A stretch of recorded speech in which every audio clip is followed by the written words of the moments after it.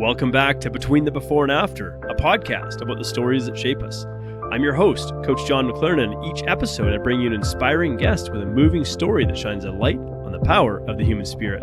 I'm excited to share this story with you, so let's dive in. All right, what would it be like to have 5 kids in the 21st century? I think this feels like a bit of a challenge. I've got one, and already that felt like busy enough. And Chris here has 5. Not only that, he's able to do what he does part-time, so he can spend most of his time being a dad, which sounds pretty incredible, actually, in a life that a lot of people would like. So we're going to explore Chris's story and figure out how he got to this place where this is now what he's doing here. So welcome to the show, Chris. Oh my gosh, Jonathan, thanks so much for having me. Yeah, you say 5 kids, and I'm like, oh my gosh, it's wonderful, kids. If y'all are listening, it's wonderful. Yeah. What ages are your kids? They're 15 to 22 now. And Okay. so they're all 6.5 years apart. And so, just full on like littles, then full on elementary, full on middle schoolers, high schoolers. Now we're getting to that space where honestly, they're really awesome kids, and they have been for a long time. But like, I really love it. Like we can travel with them. We can have fun with them. We can go places with them. Like, they're cool humans. And parenting is work, just like anything is. But I got cool humans to hang out with. That's a huge win, Yeah. And for those who are watching the video feed here, Chris, you look relatively young. I don't see a lot of gray hair. Don't see a lot of wrinkles. I was like, man, 5 kids in their 20, like you could pass for being in your like mid 30s. But I'm gonna. Oh, thanks so much. Thanks. Is there a filter on here? I should look. Where's the filter on this feed? I want to make sure. Yeah, filters, man. I've always felt like I don't want people to be like disappointed when they meet me in real life. If they see like this perfectly, Right. I'm like, no, I got some bags under my eyes. I got a kid. I sleep 5 hours on a good night, like because he's a great kid, but he's not a great sleeper. And so, I don't want people to be like, oh, I thought you looked like, it's like, no. This is me in real life. I don't have any filters in any of our cameras in the studio or out here, and I feel the same way because I'm like, when they see me speaking live, they like come down, meet me in the hallway. They're gonna be like, "What the crap? This guy's not 22. Wait a second." Yeah. I like to be real and just kind of human in the world here. And so, we're going to explore your story here and kind of how you got there. So it turns out you're not actually in your mid 30s. I assume you've crossed the 40 mark. Is that a safe bet, or did you get started young? I turned 46 next week. Okay. Well, probably people will be wondering, well, what's your secret to like raising 5 kids and still managing to look reasonably youthful? Is there a secret? You got to moisturize, baby. You just got to take care. That's what I'm doing wrong. Dang, I gotta admit, like I think the moisturizer market for men really like took off in the last 10, 15 years. Oh yeah, it's rocking. I know these Old Spice commercials are freaking hilarious. There's so many good. Like, I'm just loving it. Yes, moisturize, and the commercials are funny too. I think can I just dive in on that? Like the secret for me to staying. Oh my gosh, I'm hesitating saying this. Staying young. I feel like saying that, but when you say that, I'm like, yeah, but the calendar doesn't lie. So yeah, almost 46. But regardless of your capacity for workouts or your love of a good green salad or whatever, I think so much of this starts in our heart and our mind. And making, for me, as someone who's struggled a lot with severe depression and anxiety and suicidal tendencies and things that kind of drag you down and can age you really quickly, and the habits and processes that come along with that don't add a lot to your life either.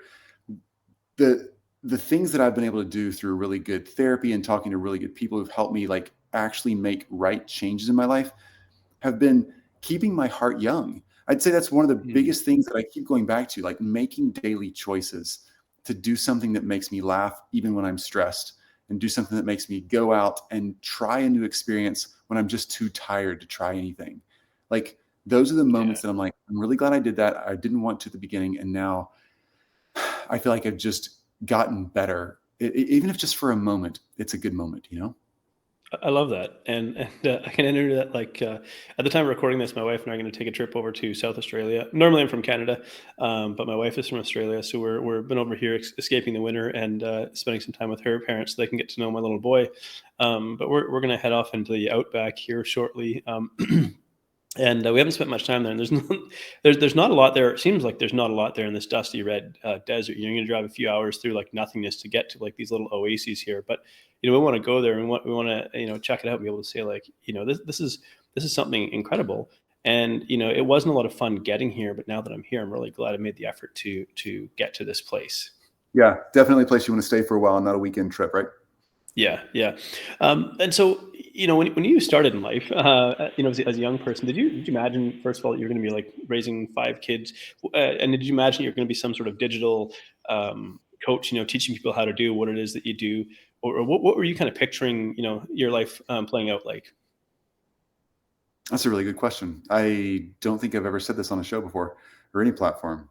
This is going to sound so silly. Okay. I've been an entrepreneur since I was a kid. Like, I know I'm an entrepreneur. It's in my DNA.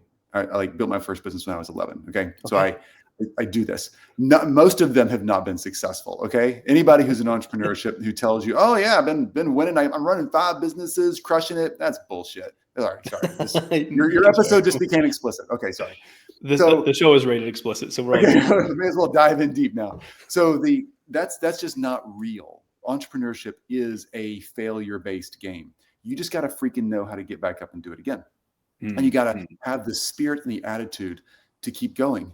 And interestingly, a lot of people who are in entrepreneurial spaces or high levels of like energy output, success, some type of high level leadership, whatever, they've come from really hard backgrounds. That is a really common theme. And I think that's part of I don't want to just say the DNA of an entrepreneur, because that's like what you're born with, but it's part of the environment that your DNA has latched onto. Learning to survive and learning to thrive in difficult situations really creates something in a human. And that's a special thing. So I know you talk to people on this show that have been through difficult times. Like we all have our stories. Own that shit. Like that is your story. Yeah. And that is really hard. And I'm really sorry for you. And I'm really sorry for me. I would never choose to pull the books off the bookshelf of my life and read those by choice. But that's not the way life works. The books are handed to you and you got to make it through the end. And that's a cool opportunity to do something awesome. So hang in there. Let's talk about this. And I like to say that I've never met a remarkable person who had an easy life.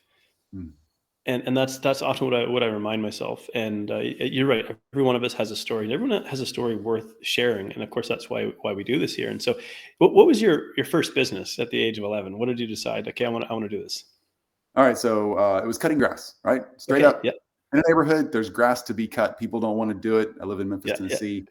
It's hot and horrible here. Okay. So what I did early on. Great marketing, by the way. Come to Tennessee. It's hot and horrible here. You'll hate it. Yeah. Anybody who's thinking about moving to Memphis, just don't come in August as your first trip. That's gonna push you away. So I traded my next door neighbor, 3 neighbors down to the left. I traded them a lawnmower for working on their yard, cutting their yard all summer long. All right. I'll cut your yard all summer long, 20 something weeks worth of it. And I get the lawnmower. At the end of the summer, it's mine. And during the summer, I get to keep it at my house. I'll maintain it. I'll keep the oil changed. I'll do the stuff. That was the deal. They were like, sweet, we've been wanting to get out of the lawn cutting thing for a while, so you can have it. And if you quit on us, who cares? We're hiring a service anyway. So I got a lawnmower. I got equipment. I got scale. I got a system with that move. At 11, I didn't know what that was or how to call it that, but that's what it was. And then I could take that system, that machine, and I went out and I found 3 or 4 other people like within walking distance right there and cut their yards. And all of a sudden I got to scale up and use someone else's resources to do it. Oh my gosh. There's so many big businesses that do that. I just didn't know what I was doing yet. And then the next year I was like, okay, I need to have another lawnmower probably. And oh my gosh, I'm starting to get referred to people who are outside of my walking distance. And so I started figuring out how to build and formulate a client base built around my house. So before long, I had 25 or so like clients within 2 blocks of my house.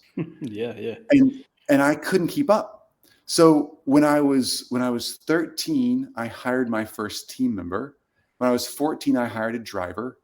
And when I was 21, we sold the business with 3 crews. and tons of clients in a very tight geographic region, the perfect lawn business to sell. I didn't know any of that going into it. And it was not by design that it was so successful. It was just that I started learning and hacking away at it. And any entrepreneur or anything you're doing, if it's weight loss, if it's mental health, if it's relationships, if it's business, if it's something you're going to do that's like some adventure you want to plan, hack away at it. No failure is going to come, and dive in deep. Look for the failure points and jump over them. Like, do it. Do the work. You know, I love that, because you're also describing like an 8-year, 10-year timeline here. And you know, especially today, in the 21st century, we're so accustomed to things coming very quickly. And I think about how, with the idea of an overnight success, you know, we see in media showing these people that they've achieved this here, and it looks like it's happened overnight. And in fact, it's something that took place over time. There was a hard road with a lot of lessons along the way to get to that place. And just to plug a little bit about what I do, when I started out in sort of the nutrition coaching and weight loss space, I was like a typical macros, meal plan, training plan kind of coach. These are the tools we give people and so on. And it took going through my own struggles, my own issues, to discover that these were just like tools. It's not what people actually need. And, you know, I started to uncover this idea of what I call like brain-driven weight loss, really. And it was about figuring out how our brain actually works. But I had to go through all the hard stuff myself, figuring out why can I know what to do and not do it, and so on. And so I just share that as an example of like, this is something that doesn't necessarily come easily. And if, you know, you're an entrepreneur just like starting out, if you're in your first year, I mean, it's like hard. In a sense, I don't want to say like, don't worry about your numbers, but I want to say like, don't worry about your numbers in the first year. You know, most businesses don't make it to that point. If you're still alive and kicking after the first year, you're onto something good here. Now, you did say something kind of heavy, and we sort of glossed over it just a little bit here, but you mentioned dealing with some mental health challenges around anxiety, depression, suicidal thoughts, things like that. And of course, listening to you today, I mean, I hear a very positive, a very energetic person. But when did you first sort of bump into this kind of stuff? Early teens. I grew up in a really abusive home, and Okay. I didn't know, when you're a kid, you don't know what you're in. I don't think as a kid that you know how good your situation is or how bad your situation is. And you're just a kid, right? I mean, you're just looking for the chance to go outside, play on the playground, watch the next movie, play the next video game, whatever. And so early teens, I was like getting more and more into depression. I just didn't know what to call it then. Dealing with anxiety, as looking back, I know, oh, that's what that was. And then kind of middle teens, late teens, I was definitely on the track of like actively picking up sharp instruments and figuring out if there was a way I could end my life with those things. Hard times, sexually abusive, emotionally abusive, spiritually abusive, just really, really tangled up family. So as I grew, started like, you went to college and then got a job and started selling stuff, started selling financial products. I was 27 years old before I like figured out, oh my gosh, like I need help. And it was, I remember sitting, it was October, a fall day. We had a couple of kids at that point. And I remember like putting the kids down to bed. And at that stage, I'm so scared to hold my own children. This is just going to go for it here. I'm scared to hold my children in my lap because for me growing up, there was a lot of crap that went with that in a sexually abusive home. And I was scared that I was going to do that to my kids because like, you just don't know how to deal with it. I remember going, like, I'm depressed, I'm suicidal at this point. I just don't know why my life is collapsing around me. I can't function half the day at work. Like, I'm just sitting there staring at the wall. I'm crying when I get in my car. And I remember going and sitting by the edge of the bed and just sobbing and telling Jill, my wife, like, I'm done.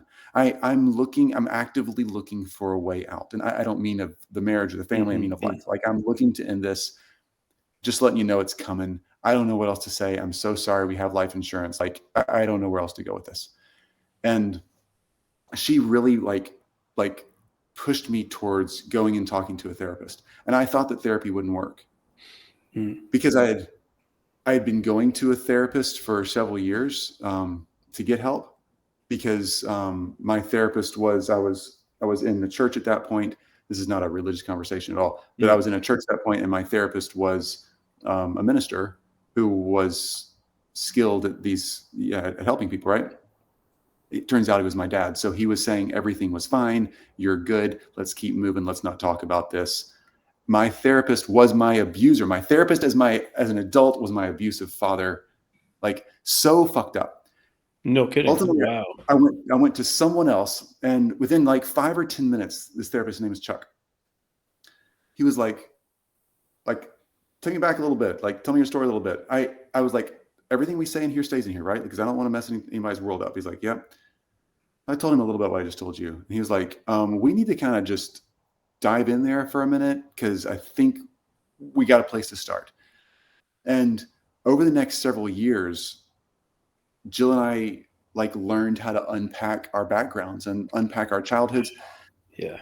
And unpack our families and take everything apart and put it back together in what's become a really beautiful thing, but was then like, I honestly thought I would like rip in half as a human. There was no way to handle the pressure. And lots of good and bad choices on my own through all those stages, just reeling through everything. But ultimately, I've become not a whole person. I've become a person. I'm going to cry saying that, because I'm not whole. I don't know if any of us are whole people. I don't know what that actually means. We all have dings and dents. We're all missing a few door panels. We all got a lumpy tire floating around here on our vehicles of life. But I know who I am, and I know how to serve my family. I know how to love myself. I know how to be part of a community, and I know how to be what I want to be, who I am today. And that's a huge deal. I'll take that to the bank any day, and that's what I want to be the rest of my life. I'm glad I'm here. I'm glad I can say that and actually mean it. Yeah, that's incredibly powerful, and I appreciate your courage just in sharing that. I think there's so many other people out there who have experienced something similar to what you've gone through, who maybe have not even heard of finding a voice, finding a therapist who understands. And I think there's something really crucial here as well. It's like, not every therapist is the right therapist for you, for starters. And in your case, it was really messed up. But I mean, not every therapist is the right therapist for you. And it's okay to go until you find someone that's like the right fit for what you've been through. Yeah. You've been through some seriously heavy stuff. And I've been through probably 7 or 8 therapists over the past couple of decades. That's 19, 15, 16 years ago, whatever. Math is bad. So, but you're going to find the right or wrong therapist. Don't give up. And then you might find a therapist who helps you for a season of your healing. And then you realize, oh, this person helped me to this stage. Now I need to go to the next stage. And that's okay. Yeah. I'm curious, what helps you to not, a lot of people are ashamed of their past, even though it's a past they wouldn't choose. And they look at it and they think, well, because there's this idea that I'm the reason this stuff happened to me. And it's like, man, you were a kid. You were a kid. You didn't pick this. How do you get past the shame of what you experienced to get to the place where, in a public platform like this, you're able to share your story and touch the hearts of many, many people? I want to say it's community. Whether whatever happened to you is like as a child or as an adult. As an adult, we make our own choices, but we don't create every choice that we're pushed into making. Okay. So as a kid, you can pass the buck to the adults around you legitimately. I mean, let's just be honest. Adults should be protecting us. Yeah. As an adult, there's often situations that we're put into that we find ourselves in that we're like, oh my gosh, the people around me and the things I'm doing are not the choices I want to make. And that's part you, part them sometimes. It's complicated. I get it. So I want to say 2 things. Number 1, go find a professional that's seen 1,000 of your situations play out in life and ask them what's real. You can't see what's real from your current situation. Don't take on anything until you talk to a professional and help sort out, this is for me to work on, and this is for all those other people who I need to like deal with in a different way. That's for them to work on. That's not my crap. Own that separation. Talk to a professional. That's number 1. Number 2, community. Jonathan, the reason we're having this conversation, the reason I agreed to be on your show, the reason my team flagged it and said, hey, this Jonathan guy has the real deal, is because this is what's helped me survive. My first podcast started in 2013 called I Share Hope. And it's still out there. We haven't recorded an episode in probably 5 years, but we get comments on it all the time. We interviewed 125 world leaders who were using hope in some way, that whether it was through their faith or religion, their power, their money, their just willpower, their athletic ability, where they were born, whatever. Just they were people of hope. Because when I started that, I was not a person of hope. That community of people changed my life because they were willing to show up on my podcast. I was a nobody. I still am in the world. They were willing to show up. I had heads of state, Olympians, Nobel laureates, heads of homeless shelters who were homeless for 20 years and now we're leading homeless communities, tribal leaders, Olympians, like you name it, showing up, talking to me, like answering questions about hope, why they have it, how they use it, why is it productive, why is it real versus bullshit. Like those people changed my life. Jill changed my life. My kids changed my life. My closest friends who knew I was going to change my life. It's the community around you. And that is, man, you ask, why am I able to like step up and talk about this stuff? It's because so many people have done the same thing for me and invested in me this way and given me a chance to then speak back. And now it's normal to me because you, dear listener, right now, dear viewer, like whoever you are, wherever you are right now, you are okay. You're normal. You're not an oddball because of what's happened to you or what you've been involved in. There are billions of us on this planet. There are millions of people who've experienced what you've experienced. You're not alone. Find your people. Find your people. So important because it seems to be this celebration of I did this myself. You know, we live in, and I think about how it's like social media has really sort of pushed this self-made idea, and you know, we're not, as human beings, I don't believe we're wired to live in isolation at all. You know, we wouldn't be sitting here talking over the internet, video conferencing, you know, if it wasn't for, you know, someone like Nikola Tesla, who's like, let me try something besides DC and let's try this alternating current idea. You know, I'm getting into my physics nerdery here, but anyways, you know, like we have enjoyed a level of, you know, to some degree success in life, but we're only here because this guy had this visionary mind to go, let me explore this concept and see what can happen. So the idea that any one of us is like self-made or I did this myself is like the biggest, I think really one of the most damaging myths that we can ever really buy into, because it takes us away from, you know, the thing that's so crucial you've just been describing here, community and our great need of that, and how it elevates you and makes you better. And you wouldn't be doing what you're doing without that. So true.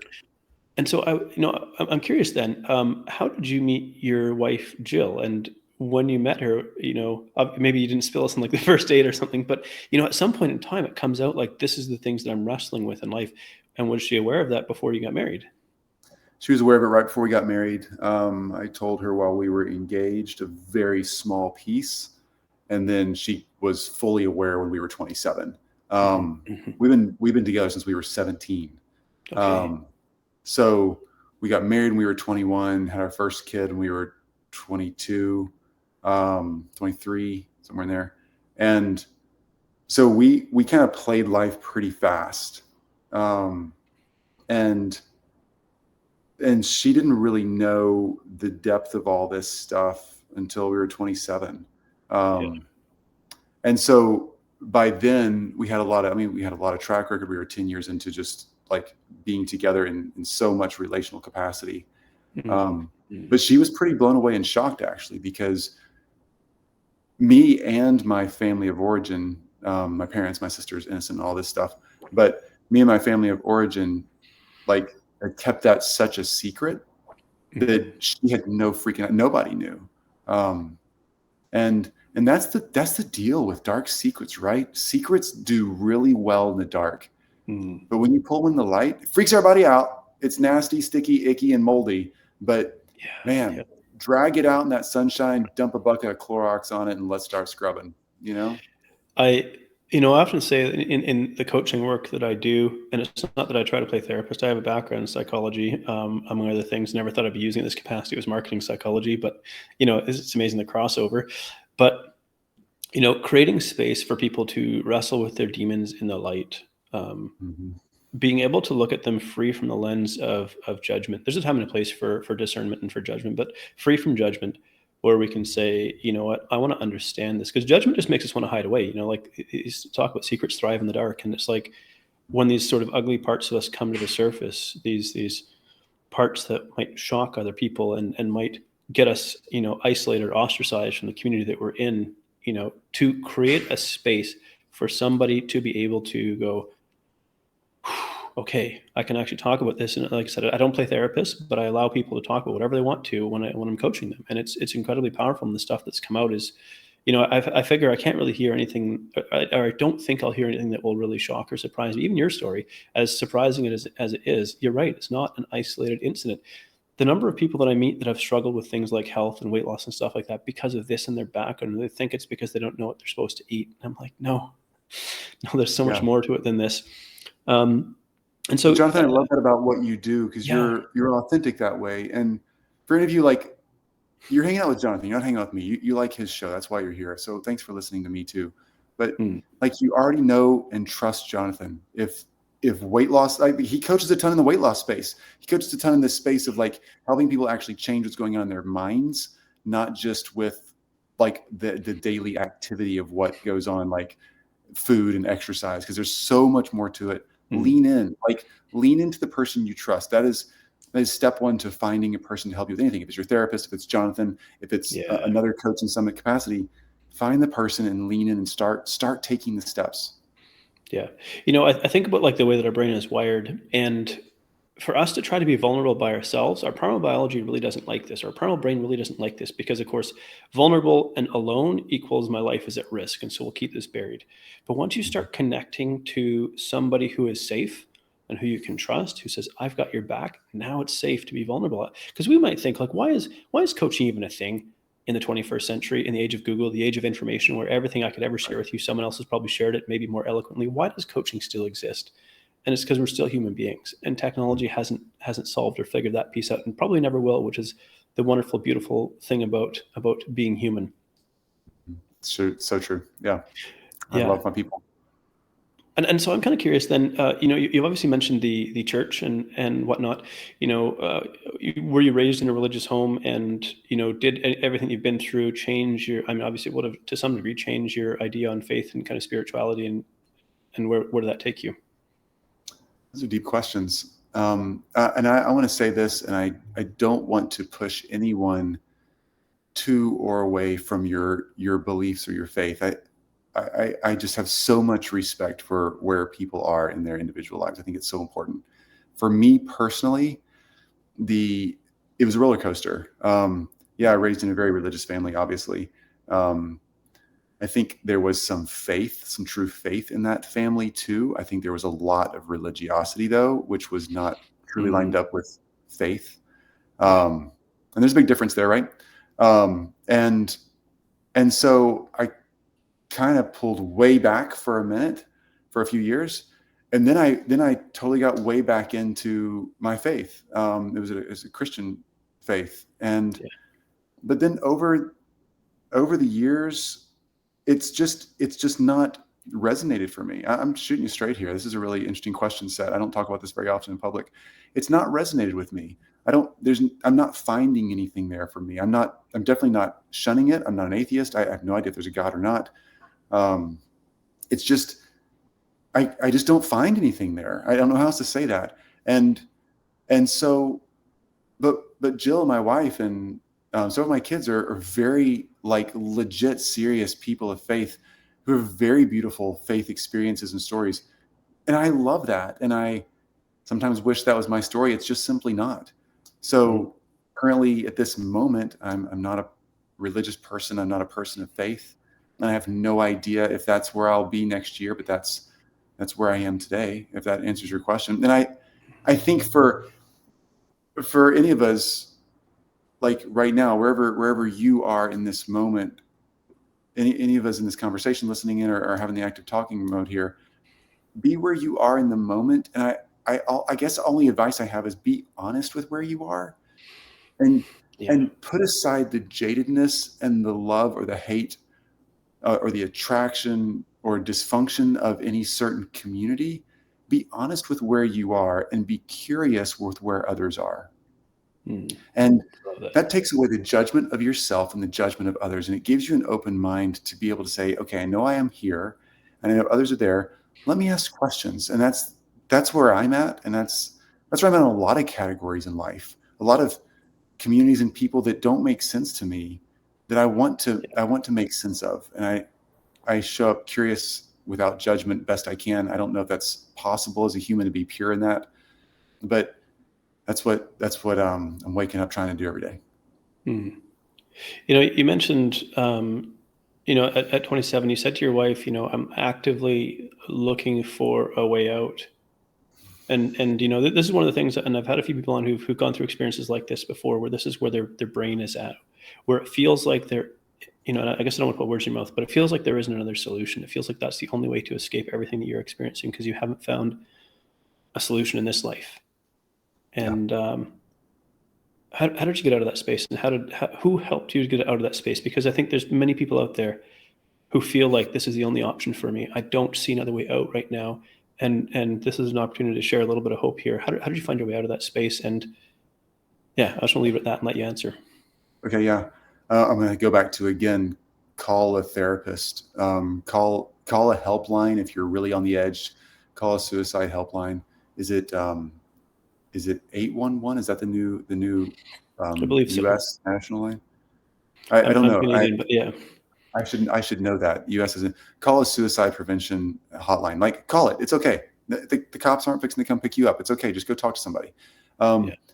Call an online therapy place. I've never used BetterHelp, but I hear them all the time advertised on podcasts and shows. I so freaking love that. Find a person. It's okay. Okay. That's step number one. Go talk to a professional. If I broke my leg running tomorrow, I wouldn't sit around for the next month thinking, oh my gosh, my leg's at this weird right angle. What's going on? Like, I'm so like messed up about this. I should just cut my leg off. No, I'd be like, oh my gosh, I got to freaking go to the emergency room. Like, get some help. Yeah. Our minds are the same. It's just another body part. It's broken. It's messed up. It's got an injury. It's whatever. Don't overthink it. Go to the ER. That's all you got to do. Okay. That's step number one. Number two, I just want to say, if that's where you are right now, if you're really depressed, you're really down, and you're really thinking, is there a reason to stick around? I don't know what that reason will look like for you, but I didn't think there was a reason. I've talked to hundreds of people in the same space. I'm not a professional. I've just been able to talk about it a lot with a lot of people. There's a reason. Your reason will show up. And you know what? It might not show up tomorrow. You might get a glimmer of it in a month. You might lose that glimmer in another day, and it might come back a little stronger the next day. It'll go up and down. Get ready for the ride. But do the work. Stay with this. If you're just listening in, I'm just struggling to talk. Let me get through this. I know that I'm here to help you know this right now. I know that I've been here to help other friends through this process. I know that I'm here as a business coach. I know that I'm here as a parent. I know that I'm here as a dad to my dog and my cat also. I'm here for real reasons. And I'm so fucking glad I'm here. And I didn't think I wanted to make it through it. But now I'm glad, and it took work. Stay the course. We need you. We don't need you to be a superstar today. It's not your job right now. You need to heal. Take your time. It's okay. Take your time. We need you. Stay with it. Yeah. And you talked about hope and how crucial it is to be able to move forward. And I love that you'd had a podcast that was really about sharing hope and finding hope, because that's the thing that keeps us going, is if we think that there is something, even if I can't see it right now, there is something, it's worth moving forward. And so, by the way, that podcast was started without any hope. I started that podcast not intentionally starting a podcast. My therapist said, you need to talk to people who have hope and decide for yourself if it's real or not before you make a bad or good decision. Decide. So I started talking to people I thought had hope in my town. Then I started recording a few on my phone so I can listen to them later. And then some of my friends are like, oh my gosh, you should turn this into a podcast. And you'll hear, if you go back and listen to those episodes, you'll hear me actively telling these amazing humans, hey, I'm going to ask you 5 questions about hope, just so you know where I'm at. I'm still on this track. I'm still not sure where I'm going personally with this. Will you just answer the questions honestly, and the rest of us can make our own call? Like, it's a really raw process. So that was me ask questions, folks. Show up curiously, ask questions. So at 27, when you shared that with your wife, your marriage would have like forever changed. And I imagine it's been, we're looking about almost 20 years ago now. And I imagine it's been a roller coaster ride. One thing I really admire tremendously is the people who keep going together, because maybe there wasn't this idea that this isn't like a happily ever after rom-com where at this moment in time, 20, you've been together for 20, married for 26 years, been together for almost 30 years now. You got a lot of rubber on the road together, and a lot of ups and downs. Maybe times you wanted to throw it away. How do you keep it going? We've come dangerously close to throwing it away a few times. Again, I'm going to go back to some really good professional help from a relationship therapy kind of standpoint.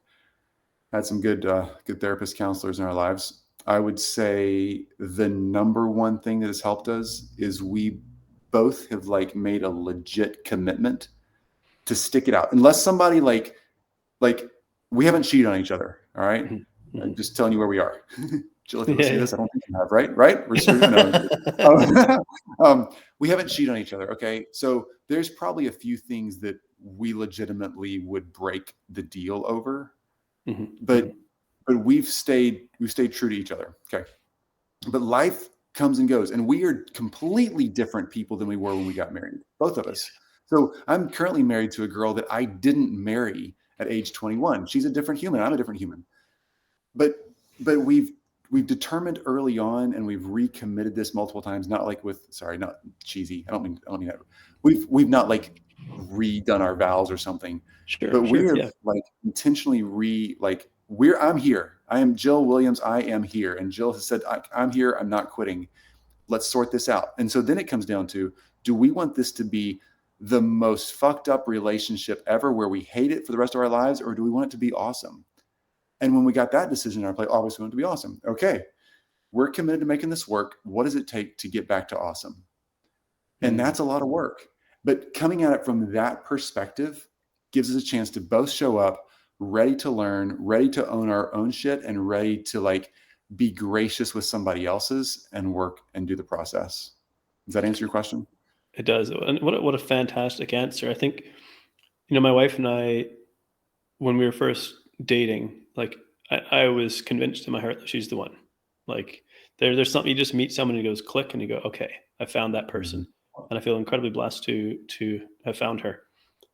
But we've had some times where like we made an agreement. We said, okay, like I think we're both pretty serious about this, and we both believe that if we're going to get into this, we're going to go into this without the intention of quitting. We're in this for life. Yep. Okay. So we made this agreement. We're not going to go to bed angry at each other. We have stayed up all night. Yeah. We tried that for a while, and then we were like, yeah, screw this. We were like a month later, we're like, yeah, we're still ticked. We should call some help. Yeah. Yeah. So, somehow, but I think why I'm sharing this is because there comes a point where kind of just like what you just described here, where I go, okay, I have a decision to make here, because we're both pretty stubborn people. We can either throw away everything up until this point that we've like dedicated our lives to and probably regret that decision for the rest of our lives, or we can say, we haven't entirely figured this out, but what we do know is we want this to keep going. Mm-hmm. And we'll start from that place. We want this to keep going. And I think, I have something that all the money in the world can't buy. Because I've invested nearly 20 years of my life into this relationship with her as well. That's a big investment. Yeah. All the money in the world could not replace her either. And so when I recognized, when it sort of dawned on me, like, because I was a bit of a lunkhead, in my early 20s, I was, powerlifting, heavy metal, motorcycle racing, kind of, hyper masculine, sort of overcompensating for the fact that I'm actually just an empath who likes to hug people, But so through all that, we're like, do we throw it away or do we keep it? And I think it comes to that place. We go, okay, If we know we're going to keep it, we don't have all the answers, but we're going to try to figure it out. So we're just going to start taking forward steps again together. And along the way, the answers are going to come. They're not going to come sitting here staring mad at each other. We might still have to work on it, but we given each other a hug and said, okay, we're going to keep going. And that that gets us through. And as you know, like raising kids while dealing with all that you were battling with in your head. Like, I am so grateful that, because I went through trauma, PTSD, binge eating, food addiction. I'm so grateful that I got the help I needed before my son was in the picture, because now I feel like I'm an amazing dad to him. Like, I just, he's a toddler, he's emotional, he's all over the place, he's a beautiful kid. And I just think, man, I am so different in how I interact with him. Like just yesterday, he was having a hard day. He's a toddler. He was tired and just chucking food out of his mouth and just feeling like, I don't want this. I don't want this. But what he was just like, I don't know what I want. All I know is I feel all these big feelings. I felt that way yesterday too. Yeah. Yeah. We still get that as adults, And I just thought to myself, I was like, this kid's not doing this to make my life miserable. He just doesn't have any other tools to say what he's trying to say and what he's feeling right now. And what he needs from me is not to get mad at him and smack him and tell him to shut up. He needs me just to sit there and be like, I'm going to help you regulate your nervous system. Even though you want to punch me in the throat, because he does that. He's like, whack. He's not actually aiming for my throat, but because he's in my arms, he's just, I'm like, I get it. You need me to actually be a present. And I just share that to say, like, I'm grateful that I had the opportunity to work through a lot of my stuff before kids were in the picture. And also tip my hat to you and my admiration for you working through this while also trying to show up and be a dad and be a husband and be a professional. That's absolutely remarkable. Thank you for saying that. Thanks for sharing your story too. You're doing a great job. Like, I'm super proud of where you are. You're doing great work. Thank you. Chris, I imagine there's a lot more, and maybe this isn't going to be our last conversation. I've absolutely loved this. And I have to admit, this has taken an unexpected turn. I wasn't really sure when I first reached out, because of course your story isn't necessarily out there in an obvious sense for people to read. But, for some reason, because I'm not sure how we originally got connected, but I don't know if it was through Podmatch or some other way. But I've had a few of your messages and whatnot, and a few of your emails and things. And all of them now have like a different perspective, a different light on them, knowing more of your story and why you are the person today. I go back to, I've never met a remarkable person who's had an easy life. And so the thing that I always like to ask people at the end of the interview is, if people have listened to this, and imagine they would have, it's a heck of a story. We've got to this point in the story. If you could, give them just one thing that you would like them to take away from being a part of this and sharing in this conversation today, and those who are listening and watching, thank you so much for giving us the space to go through this conversation. It's been amazing. What would you like people to take away from this today? That's super easy. I think from the tone of this conversation, find an independent person outside of your current situation who can help you take the next step you need to take. Even if you don't know what that next step is, who can help you define the next step. If that's a therapist, if it's a counselor, if it's someone you trust in your faith community or your local community, whatever it is, find a person outside of your current situation who you can trust and lean in onto, and just start talking and saying, here's where I am now. What should I do next? Where would you advise me to go? Critical that they're outside of your current situation, so they have no bias, no dog in the hunt, so to speak, to influence you one way or another. They're there purely just to give you clean, solid advice and counsel. Start there. Well, but Chris, thank you so much for your courage and sharing your story today. It has truly been an honor being a part of this conversation. Jonathan, it's great talking. Thank you so much for the space to do this for all of us. Thank you so much. Thank you so much for tuning in to Between the Before and After. If you've enjoyed this episode, please subscribe and leave a review, because that helps this podcast to reach and inspire more people. I love exploring the stories that take place between the before and after, the powerful experiences that shape who we become, and I love human potential. I love the possibilities that lie within us. So whatever you may be up against, I hope these stories inspire you, because if you're still here, your story's not done yet, so keep moving forward.